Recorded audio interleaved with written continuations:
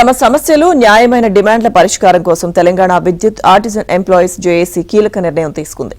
రాష్ట్ర వ్యాప్తంగా విద్యుత్ సంస్థల్లో పనిచేస్తున్న 19,000 మంది ఆర్టిజన్లు ఇవాళ నుంచి నిరవధిక సమ్మెలోకి వెళుతున్నట్టు ప్రకటించింది.